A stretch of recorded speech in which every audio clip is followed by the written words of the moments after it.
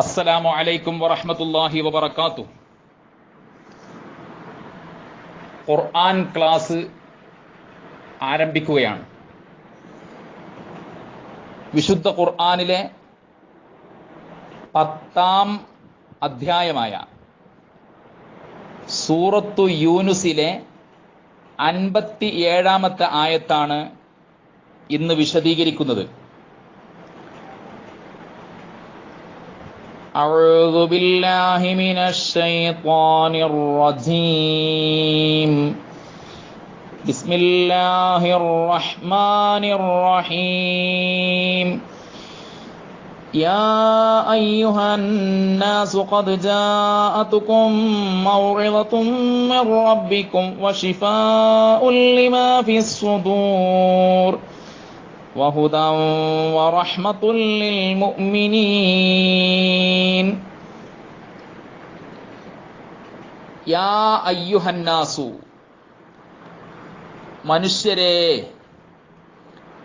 ജനങ്ങളെ,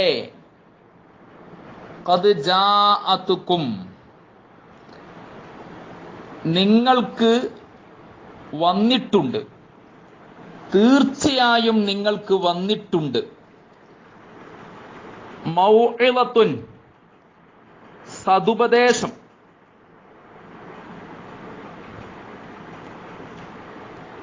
മിർ റബ്ബിക്കും നിങ്ങളുടെ റബ്ബിങ്കൽ നിന്ന്,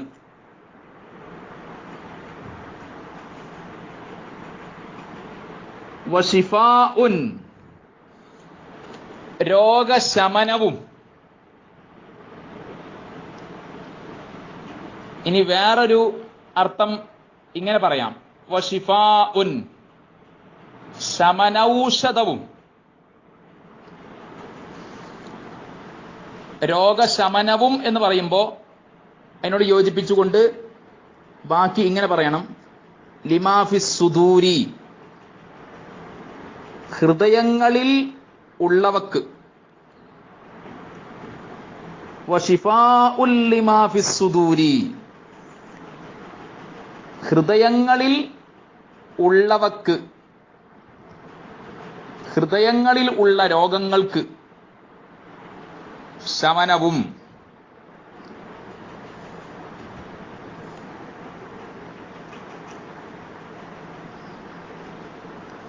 വഹുദൻ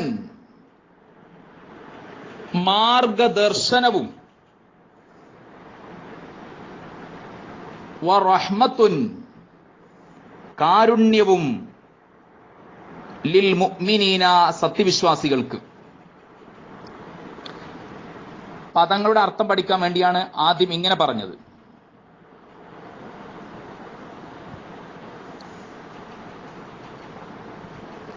ഖദ് ജാഅതുക്കും മൗഇളത്തും മിർ റബ്ബിക്കും നിങ്ങളുടെ റബ്ബിങ്കൽ നിന്ന് സാരോപദേശം നിങ്ങൾക്ക് വന്നിരിക്കുന്നു, നിങ്ങൾക്ക് സമാഗതമായിരിക്കുന്നു. ഇനി മൗഇളത്തുൻ എന്നതുകൊണ്ട് എന്താണ് ഉദ്ദേശിക്കുന്നത് അത് വിശദീകരിക്കാം.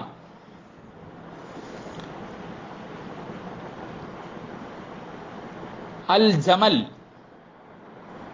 2-ാം വാള്യം 357-ാം പേജിൽ നിന്ന് ഇതിന്റെ വിശദീകരണം പറയാം. വൽ ഹാസിലു ആകത്തുക, അന്നൽ മൗഇളത തീർച്ചയായും മൗഇളത്ത് സതുപദേശം,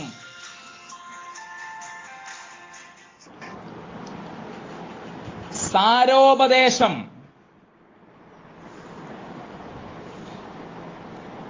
എന്നത് ഇഷാറത്തുൻ സൂചിപ്പിക്കലാണ്, ഇലാ തത്ഹീരി ലവാഹിരിൽ ഖൽഖി സൃഷ്ടികളുടെ ബാഹ്യം ശുദ്ധീകരിക്കുന്നതിലേക്ക്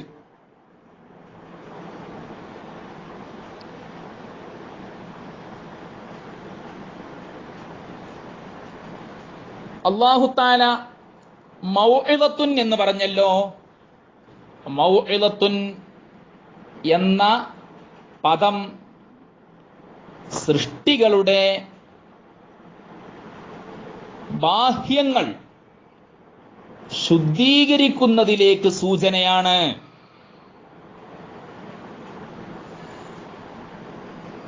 ഇവിടെ പ്രത്യേകം ശ്രദ്ധിക്കണം. സൃഷ്ടികളുടെ ബാഹ്യമാണ് ശുദ്ധീകരിക്കുന്നത്. പുറമെയുള്ളവയാണ് ശുദ്ധീകരിക്കുന്നത്. സൃഷ്ടികൾ എന്നതുകൊണ്ട് ഉദ്ദേശിക്കുന്നത്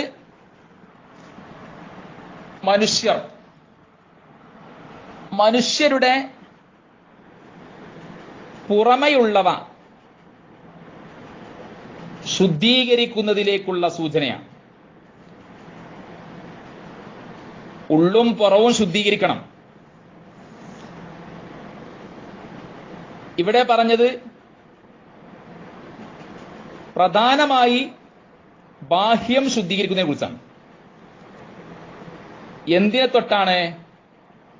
അമ്മാ ലാ യംബഗി, അനാവശ്യമായ കാര്യങ്ങളിൽ നിന്ന്.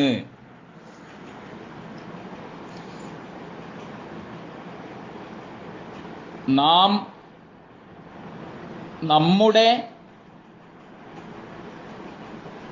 പുറംഭാഗങ്ങൾ അനാവശ്യമായ കാര്യങ്ങളിൽ നിന്ന് ശുദ്ധീകരിക്കണം. നമ്മൾ പറയാറില്ലേ ഉള്ളും പുറവും നന്നാക്കണമെന്ന്. ആദ്യം പുറം നന്നാക്കുന്നതിനെ കുറിച്ചാണ് പറയുന്നത്. എല്ലാ അനാവശ്യമായ കാര്യങ്ങളിൽ നിന്നും ഒഴിവാകണം. വഹുവ ശരീഅത്തു, അതാണ് ശരീഅത്ത്. മൗഇദത്തുൻ എന്നത് ശരീഅത്തിലേക്കുള്ള സൂചനയാണ്.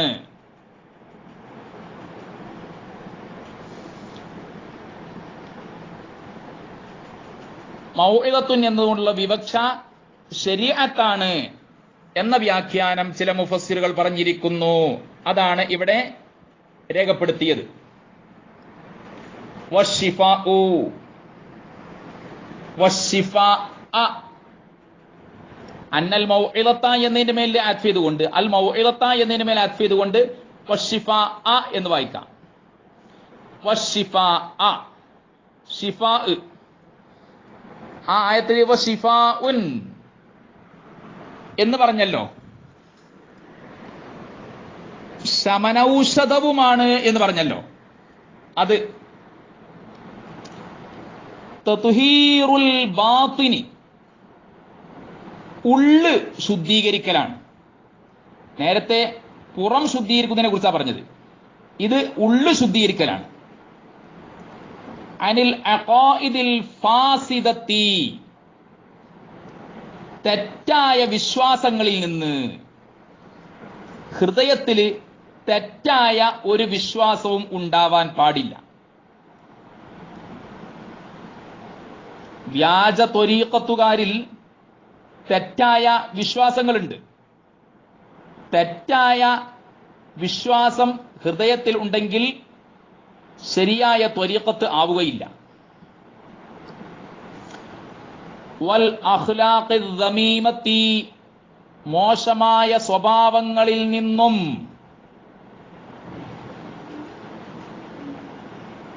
വ്യാജ ത്വരീഖത്തുകാരിൽ, വ്യാജ ശൈഖന്മാരിൽ മോശമായ സ്വഭാവങ്ങളുണ്ട്. മോശമായ സ്വഭാവം ആരുടെ ഹൃദയത്തിലുണ്ടോ, മോശമായ സ്വഭാവം ആരിലുണ്ടോ, അയാൾ ശരിയായ ത്വരീഖത്തുകാരൻ ആവുകയില്ല. തെറ്റായ വിശ്വാസങ്ങളിൽ നിന്നും മോശമായ സ്വഭാവങ്ങളിൽ നിന്നും ആന്തരികമായ ശുദ്ധീകരണമാണ് ശിഫാ സൂചിപ്പിക്കുന്നത്. വഹുവ ത്വരീഖത്തു, അതാണ് ത്വരീഖത്ത്. വൽ ഹുദാ, മാർഗദർശനം എന്നാൽ നേരത്തെ നമ്മൾ ഓതിയ ആയത്തിൽ വഹുദൻ, മാർഗദർശനവുമാണ് എന്നുണ്ടല്ലോ. അതിൽ പറഞ്ഞ മാർഗദർശനം ഇഷാറത്തുൻ, സൂചിപ്പിക്കലാണ്, സൂചനയാണ്. ഇലാ ളുഹൂരി, പ്രത്യക്ഷമാകുന്നതിലേക്ക്, വെളിവാകുന്നതിലേക്ക്. നൂരിൽ ഹഖ്, ഹഖിന്റെ പ്രകാശം, അതായത് അള്ളാഹുവിന്റെ പ്രകാശം. അള്ളാഹുവിന്റെ പേരാണ് ഹഖ്. ഫീ ഖുലൂബി സുദ്ദീഖീന,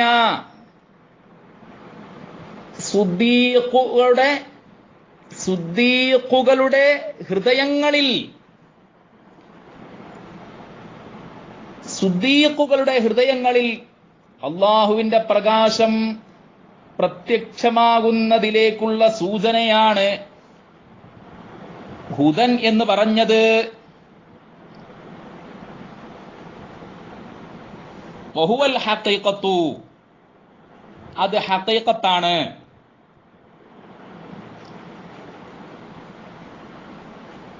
മൗഇളത്തുൻ എന്നത് ശരീഅത്തിലേക്കുള്ള സൂചനയാണ്. ഷിഫാഉൻ എന്ന് പറഞ്ഞത് ത്വരീഖത്തിലേക്കുള്ള സൂചനയാണ്. ഹുദൻ എന്ന് പറഞ്ഞത് ഹഖീഖത്തിലേക്കുള്ള സൂചനയാണ്. ജമൽ 2-ാം വാള്യം 357-ാം പേജിലെ ഈ വ്യാഖ്യാനത്തിൽ നിന്ന് ഇക്കാര്യങ്ങൾ നമുക്ക് മനസ്സിലാക്കാം. റഹ്മത്തുൻ എന്ന് പറഞ്ഞല്ലോ, റഹ്മത്തുൻ എന്ന് പറഞ്ഞല്ലോ. അതിന്റെ വ്യാഖ്യാനത്തിൽ ആ റഹ്മത്ത് കൊണ്ട് ഉദ്ദേശിക്കുന്നത് വിശുദ്ധ ഖുർആനാണ് എന്ന് പണ്ഡിതന്മാർ വ്യാഖ്യാനിച്ചിട്ടുണ്ട്. റഹ്മത്തിന് നിരവധി വ്യാഖ്യാനങ്ങളുണ്ട്. ഇപ്പോൾ നമുക്കിവിടെ നിർത്താം. അല്പസമയമുള്ള വിശദീകരണമാണ് നമ്മൾ ഉദ്ദേശിക്കുന്നത്. അല്ലാഹു തആല ഇത് സ്വീകരിക്കട്ടെ. സൂറത്ത് യൂനുസിലെ 57-ാം ആയത്തിന്റെ വ്യാഖ്യാനങ്ങളിൽ നിന്ന് അല്പം മാത്രമാണ് ഇപ്പോൾ ഞാൻ പറഞ്ഞത്. ഓരോ ആയത്തും വിശദീകരിക്കുകയാണെങ്കിൽ എത്രയോ വിശദീകരിക്കാനുണ്ടാകുമല്ലോ. ഇപ്പോൾ ഹ്രസ്വമായ വിശദീകരണം മാത്രമാണ് നൽകിയത്. അല്ലാഹു തആല ഇത് സ്വീകരിക്കട്ടെ.